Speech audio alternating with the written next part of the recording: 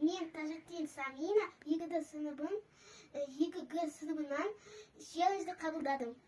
Бұл менің атам, бұл менің әжем, бұл менің әкем, бұл менің анам, бұл менің әжем, бұл менің інім.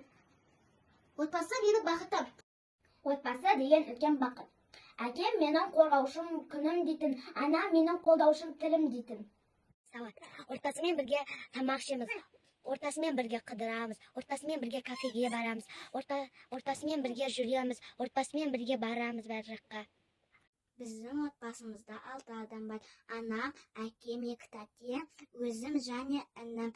Әкем құрылысшы, анам үйде. Біз тату отбасымыз. Отан отбасыдан басталады.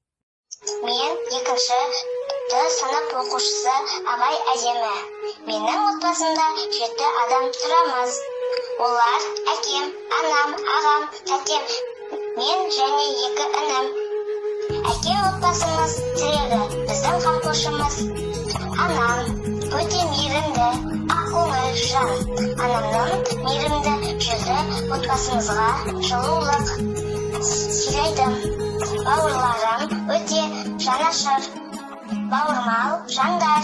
Осындай отбасым бар. Мен бақытты жанмын. Мен өз отбасыммен мақтанамын. Осы челленджді 2-ші сыныбынан 2-ші сыныбына жолдаймын.